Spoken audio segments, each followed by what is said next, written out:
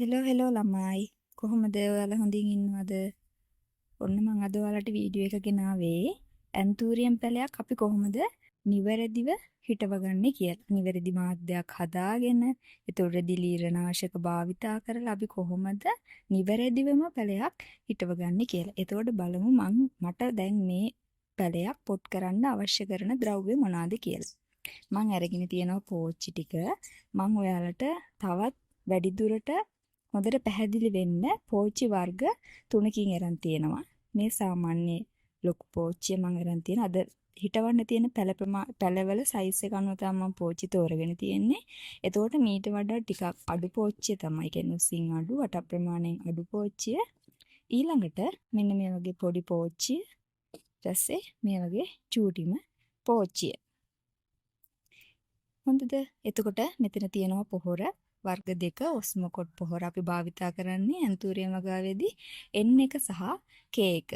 කියන්නේ පොටෑසියම් අඩංගු එක N නයිට්‍රජන් වැඩි පොහොර තමයි අපි කුඩා පැලවලට භාවිතා කරන්නේ. එතකොට මෙන්න මේ වගේ මල් ආසන්න හෝ මල් පිපෙන අපි ගස්වලට මෙන්න මේ පොහොර වර්ග දෙකෙන්ම මිශ්‍ර කරලා මේ මම අරගෙන තියෙනවා සමසමව අරගෙන මේ විදිහට.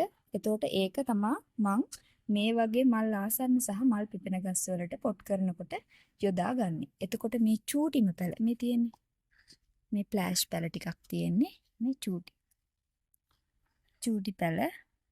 මේ පැල ටික තමයි මම N පොහොර එක පාවිච්චි කරලා. ඒ කියන්නේ අපිට ඕන ඉස්සෙල්ලාම මේ පැල ටික ලොකු කරගන්නනේ. ඒ හන්දා අපි N පොහොර එක පාවිච්චි කරනවා මේ චූටි පැල පොට් කරනකොට. එහෙනම් මෙතන තියෙනවා මම හදාගෙන තියෙන මාධ්‍ය. මම මේක හදාගෙන තියෙන්නේ පොල්ලලි කොටස්. ඒ කියන්නේ පොල්ලලි චිප්ස් හොඳේ. මේ චූටි චිප්ස් කෑලි ඒ කොටස් 3කට සියුම් බොරළු 1යි ආය මන් දාලා තියෙනවා කොකෝ ප්ලස්. දාගන්නවා නම් දාගන්න පුළුවන්. නැත්නම් අර දෙක විතරක් පාවිච්චි කරගන්නත් පුළුවන්. තුනම දාලා තමයි මම මේ විදියට හදාගෙන තියෙන්නේ. මම හිතනවා මේ මාධ්‍ය ඕනම පැත්තකට පාවිච්චි කරන්න පුළුවන් සරල මාධ්‍යයක් කියලා. අපිට ඕනේ ඇන්තූරියම් වගාවේදී හොඳින් ජල වහනය සිද්ධ වෙන්නේ. ඒ කියන්නේ ජලය රැඳෙන්නේ නැතුව හොඳට ගලාගෙන යන්න තියෙන්න ඕනේ. මොකද ජලය රැඳුනොත් ඇන්තූරියම් කියන්නේ ඉතා සියුම් මුල් තියෙන කෙනෙක්. එතකොට එයාගේ මුල් ඉක්මනින්ම කුණු වෙන්න බලනවා. එතකොට අපි මේ මාධ්‍ය හදාගන්න ඕනේ අනිවාර්යයෙන්ම හොඳින් ජලය දැස යන විදිහට තමයි. එතකොට මේ මම හදාගෙන තියෙන මාධ්‍ය හොඳින් බලන්න මේ කෙඳි සහිතයි. මේ කෙඳි සහිත එකෙත් විශේෂත්වයක් තියෙනවා අපිට මුල් ඉක්මනින් ඇද ගන්න පුළුවන්. කියන්නේ මුල් ඉක්මනින් වේගය වර්ධනය වෙනවා මේ වගේ කෙඳි සහිත පොල්ලෙලි වල. හොඳද? මෙතන තියෙනවා මේ බලන්න වතුර එක. ඒ කියන්නේ චුට්ටක් පාට වෙනස් වෙලා තියෙන්නේ. මම මෙතන අරන් තියෙන්නේ කොන්ඩිස් වතුර එක. එතකොට සමහරක් අය බලයි ඒ කොන්ඩිස් වතුර. සමහරක් අය පාවිච්චි කරන්නේ සුදු පාට කිරි වතුර එකක්යි කියලා.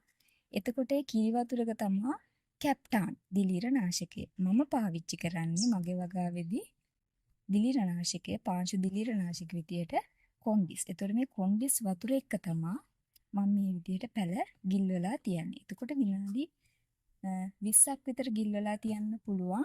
එහෙම අපි කරන්නේ මේ කොන්ඩිස් එක අපි ඒ කියන්නේ වර්ණය අනුව තමයි අපි ඒක තීරණය කරන්නේ. කොන්ඩිස් එක තද පාටට අපි හදාගන්න ඕන විනාඩි 10ක් 15ක් විතර හොඳටම ඇති. මොකද මේ මුල් වල කහට අල්ල ගන්නවා ඉක්මනින්. ඒක ලාවට හදාගන්න ඕන නම් අපිට විනාඩි 20ක් විතර ඇති. මම මේක හදාගෙන තියෙන ගොඩක් ලාවට. ඒ හන්ද අපි එහෙම කරන්නේ දැන් අපි දන්නේ අපි කොහෙන් හරි පැල ගෙනාපුවාම අපි කූරියා මාර්ගයෙන් හෝ පැල තවානකින් හෝ කොහෙන් හරි පැලයක් ගෙනාපුවාම ඒගොල්ලෝ හිටවන මාධ්‍ය සමහරක් විට දිලීර තියෙනවා. අපි දන්නේ නැහැ කොහොම යාලා හිටවලා තියෙනවද කියලා. හැමෝම හදන්නේ නිරෝගී පැල තමයි. හැබැයි අපි අපේ වගාවට එකතු කරගන්නකොට අපි අනිවාර්යයෙන්ම අපේ පැල නිරෝගීව හදාගන්න ඕනේ. ඒ නිසා තමයි මේ විදිහට කොන්ඩිස් වතුර ගිල්වලා අපි ඒ විදිහට හදාගන්නේ.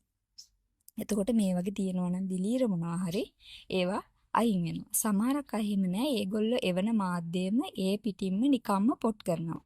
ආයේ විශේෂ දෙයක් තමයි හොඳින් බලන්න අපිට එවන පැලවල සමහරක් විට එයාලා টොප් කට් සීසන් පැල එවනවා. එතකොට ඒගොල්ලෝ ඒ පැලවල මුකුත් ගාන්නේ නැතුව නිකම්ම කට් කරලා තියෙනවා. එතකොට මෙන්න මෙතන මේ මුල ඒ කියන්නේ මේ මුල කුණු වෙවි කඳ කුණු වෙවි උඩට යනවා.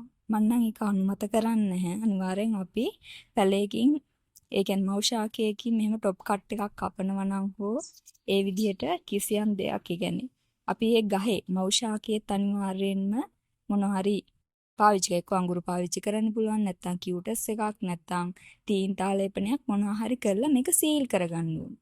නැත්තම් මේක කඳ කුණු වෙවි යනවා. එතකොට තවත් පැලේ ආරක්ෂා කරගන්න පුළුවන් ක්‍රමයක් තමයි මේ විදිහට මම මේකෙත් එහෙම තිබුණේ නැහැ. නැති හන්ද මම මේකේ මට දැන් තියෙන මේ කියුටස් එකක් මගේ තියෙන ටික ඉවර වෙලා හන්ද තින්ත එකක් ගේන්න ඕනේ. මේකේ මම පාවිච්චි කරලා තියෙන කියුටස්. එතකොට මේක ඝනව අල්ලනවා. ඒතර මේකේ ඇතුලේ ආයේ දිලීර ආසාදනය වෙන්නේ. කඳ හොඳට ඒතර පැලේ අපිට නිරෝගීව හදාගන්න පුළුවන්. අනිවාර්යෙන් බලන්න පැල ගෙනාපුවාම එහෙම කඳ කපලා නම් අනිවාර්යයෙන්ම එතන සීල් කරන්න. ඔයාලා ගෙනාපු පැලේ අනිවාර්යයෙන් සීල් කරලා හිටව ගන්න. ඒක ඔයාලට තමා ප්‍රයෝජනවත් වෙන්නේ. ඔයාලගේ පැලේ නිරෝගීව හදාගන්න තමා ඔයාලට ඒක ප්‍රයෝජනවත් වෙන්නේ. එහෙනම් අපි දැන් බලමු කොහොමද මේ සයිස් 3න්ම අපි පොට් කරගන්නේ කොහොමද කියලා මේ පැල. අපි එහෙනම් ඉස්සල්ලාම මගේ ග්‍රීන් ෆ්ලෑෂ් එක. ඉතින් බලන්න එයා ලස්සනයිද කියලා. මෙන්න මෙයාව තමයි ඉස්සල්ලාම පොට් කරගන්න යන්නේ. එයාගේ පැලේට සරිලන පොට් එක තමයි මම අරගෙන තියෙන්නේ. පේනවද ඔයාලට? මේ පොට් එකට අපි ඉස්සල්ලාම අපේ වගා මාධ්‍යයෙන් හොඳට කලවම් කරගත්ත මේ වගා මාධ්‍යයෙන් කොටසක් මේ අඩියට හොඳින් දානවා. හරිද? මේ විදිහට හොඳට පොට් එකට දාගන්න. දාලා ඒකට අපි ඔස්මොකොට් ඇට අපි මාස 3කට සරලම් තමයි ඔස්මොකොට් දාන්නේ. ඒ හැම මෙන්න මේ ඔස්මොකොට් ඇට දානවා. මම මේකට මේ බැලන්ස් කරලා අරන් තියෙන්නේ. එන්න එකනේ කේකනේ දෙකෙන්න. ඒක පොඩ්ඩක් මෙහෙම කලවම් කරලා අපි මුල් වලට වදින්න නැති වෙන්න තමයි ඒක මේ තියන්න ඕනේ. මේ මුල් වලට ඍජුවම මේ පොහොර කවදාකවත් අපි වැටෙන්න තියන්නේ නැහැ. හොඳද? ඊට පස්සේ මෙන්න මේක මෙහෙම කොන්ඩිස් වල පොඟවලා තිබ්බ ප්ලාන්ට් එක අපි අරගෙන නිකන් ඔහොම තිබ්බා. වටේට අපි හදාගත්තේ මාධ්‍ය මිශ්‍රණය ඔහොම තිබ්බා. දාලා වටේටම මේ පොල් එලි මිශ්‍රණය දාගන්න තියෙන්නේ.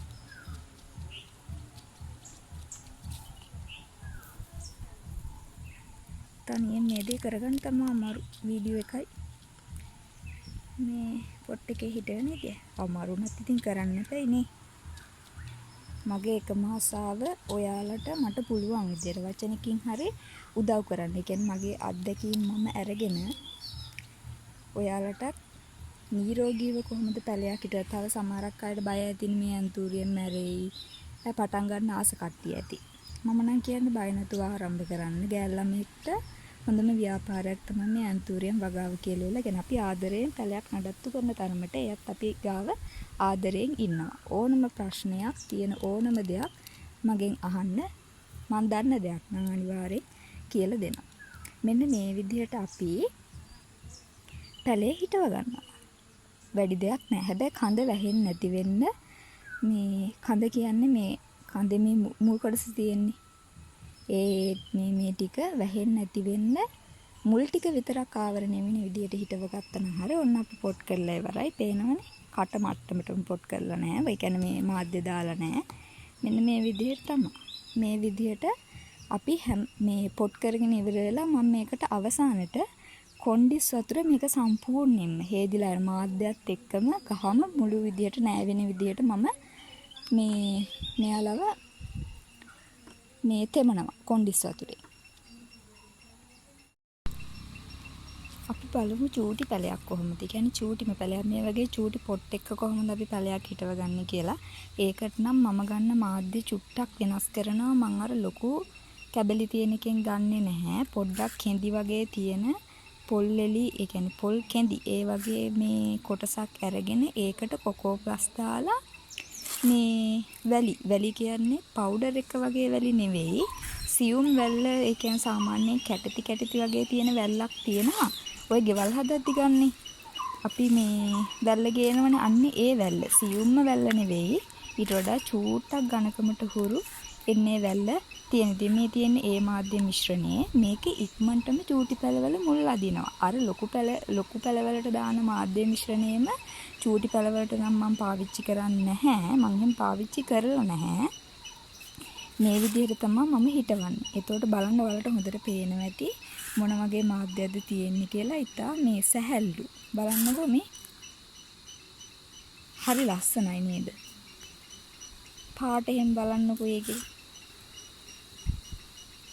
ෂෝයි. අපි දැන් බලමුකෝ ඒක හිතව ගන්න විදිහ.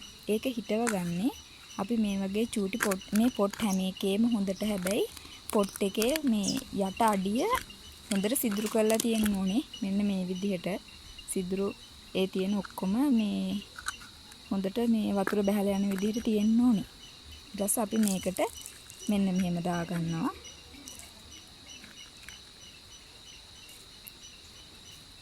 අර වගේම තමයි මාධ්‍ය විතරයි එතන වෙනස් වෙන්නේ. අපි ඒකට දාන්නේ එන් පොහොර. චූටි පැලහන්දා ඇට 3-4ක් දාපුවම හොඳටම ඇති. ඒක දාලා මෙහෙම පොඩ්ඩක් මිශ්‍ර කරන්න. ඒ මිශ්‍ර කරලා මම මෙතන මේ අරගෙන තියෙන පැල මේ ඒවත් කලින් මේ දාලා තිබ්බේ චුට්ටක් වෙලා මේ වගේ දාලා තිබ්බේ. හොඳේ මේ කොණ්ඩිස් වතුර වල දාලා මේව කල්ලෙලා තමයි තිබ්බේ.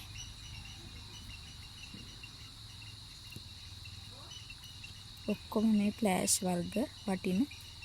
ඊට පස්සේ අපි මෙන්න මෙයාව මෙහෙම තියනවා. මෙයා චුට්ටක් ලොකු වෙනකන් විතරයි මම මේ පොට් එකට දාන්නේ. තාම චූටි හන්දා. තනියෙන් වැඩේ කරන්න අමාරු වෙනවා. මෙන්න මෙහෙම දා ගන්නවා. තද කරන්න එපා පැලේ. තද කරන්න ඕනේ නැහැ.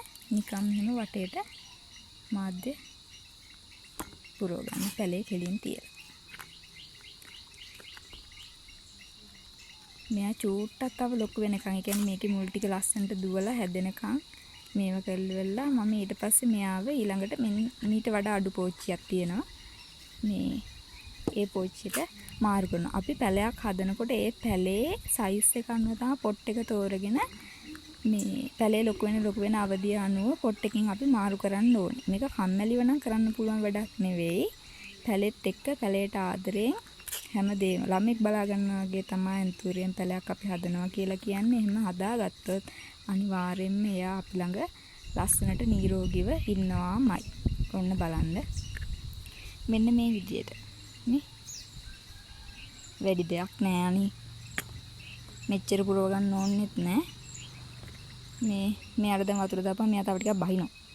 වතුර කියන්නේ මේ කොණ්ඩිස් වතුර හොඳේ. මම මේ චූටි පැලවට ලොකු පැලවට කියලා වෙනසක් නෑ. ඔක්කොටම මම මේ ඔක්කොම පොට් කරලා ඉවර වුණාට පස්සේ අන්තිමේට කොණ්ඩිස් වතුර මේ ඔක්කොම නාවනවා. පැල ටික. ඒගොල්ලෝ නාන්න බෑනේ අපි වගේ නැත්නම් ඉතින් හඩු ගල ඉඳලා හරියන්නේ ගඳ ගගහ. ඒ හන්දේ යාලගේ තියෙන කුණු ටික හේදිලා යන්නේ ඉතින් මේ දාන්න ඕන. ඊළඟට බලමු මේ පෝච්චිය අපි කොහොමද හදාගන්නේ කියලා. අනිවාර්යෙන් ඔයාලා ගන්න වර්ගෙ තියෙනවනේ. අපිට අමතක වෙනවනේ අලුතෙන්ම ශේෂ්ත්‍රයට අලුත් කෙනෙක් නම් ඇන්තුරිය වගාවට අලුත් කෙනෙක් නම් අපිට අමතක වෙන්න පුළුවන් නේ. අපි එක දෙයක් ගැන නෙවෙයිනේ ඔළුවේ තියාගෙන වැඩ කරන්නේ. ඒ හන්දා අනිවාර්යෙන් අපි ගන්න පැලේ පොට් එකේ නම ගහගන්න. මේ පැලේ කියලා. එතකොට අපිට දැක්කම ටක් ගාලා අඳුර ගන්න පුළුවන් නේ මෙයා කවුද කියලා වෙලා. තේරුණාද?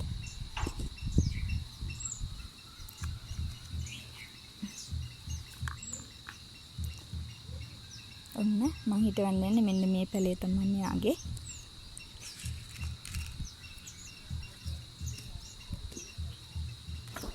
ඒකටත් අපි ඔස්මු කොටට 3-4ක් දාලා මෙහෙම මිශ්‍රණය හොඳින් කලවම් කරලා මෙහෙම පැලේ තියා ගන්නවා.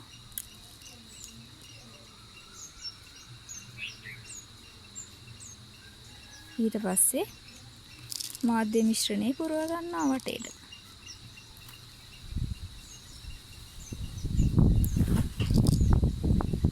වැඩි දෙයක් නෑ අනේ මේක චූටි දෙයක්. ආසාවෙන් කරලා බලන්න. ඔයාලටත් පුළුවන්. බෑ කියලා දෙයක් නෑනේ. හැම වෙලේම පුළුවන් කියලා හිතන්න. එතකොට පුළුවන්. ඔන්න මං එයාව ඒකේ හිටව ගත්තා. ඔන්න යත් ඉවරයි.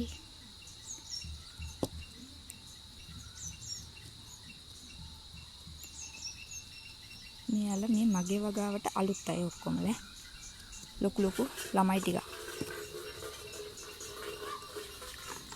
අලුත් ලස්සන මල් පිපෙන කට්ටිය. ඔන්න ඊළඟට මේ පොච්චිය.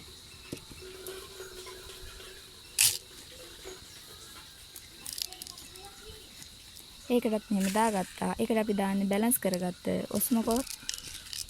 මොකද ඒක මල් තියෙන එක්කනේ. අපිට මල් හදන්නත් ඕනේ, මල් හැදෙන්නත් ඕනේ, ගහ හදා ගන්නත් එපේ. ඒ හන්ද එයාට ගැලපෙන්නේ බැලන්ස් පොහොර එක. මෙන්න මෙයා මෙහෙම තිබ්බා.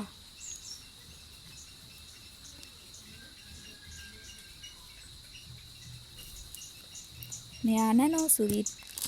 දන්නවද ඔයාලා නැනෝ ස්වීට්ව? නැනෝ ටයිප් එකට මල් හදන එයා. මෙන්න මේ විදිහට මම පොට් කරනවා.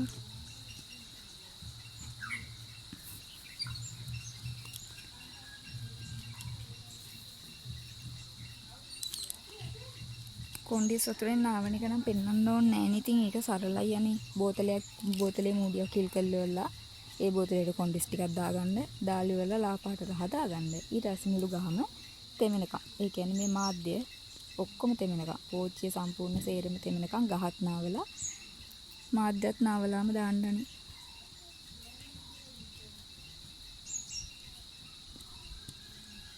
ඔන්න යාවත් හරි. බලන්නකෝ ඒගොල්ලෝ ලස්සනට පොට් වෙලා තියෙන විදිය. එහෙට මෙහෙට හෙල්ලිලි නෑ. පැද්දිලි නෑ. ඔන්න එහෙනම් එයා මෙන්න මේ සයිස් එකෙන් මෙන්න චූටිම සයිස් එකේ පැටියා. මෙන්න ලොකුම සයිස් එකේ ග්‍රීන් ෆ්ලෑෂ් එක්කෙනා. ඔන්න ඒ ටික හිටෙව්වා. මං හිතනවා ඔයාලට අවබෝධයක් එන්න ඇති කොහොමද අපි පැලේ සයිස් එක අනුව පොට් එකක් තෝරගන්නේ කොහොමද? එතකොට ඒ පැලවල් වලට අපි ගන්න මාධ්‍ය කොහොමද? චූටි පැලයකට හදාගන්න මාධ්‍ය මොකක්ද? ලොකු පැලයකට යොදා ගන්න මාධ්‍ය මොකක්ද කියලා. එහෙනම් මම හිතනවා ඔයාලට මගේ වීඩියෝ එකේ මොකක් හරිම දැනුමක් ගන්න පුළුවන් වෙන්න ඇති කියලා. මොන හරි දෙයක් තියෙනවා නම් අනිවාර්යෙන් මගෙන් අහන්න. මම අනිවාර්යෙන් කියා දෙනවා. අය කියන්නේ ඇන්තූරියම් වලට අලුත් කෙනෙක් නම් ඇන්තූරියම් කරන්න ආස කෙනෙක් නම් ඔයත් බය නැතුව ඒක කරන්න පටන් ගන්න.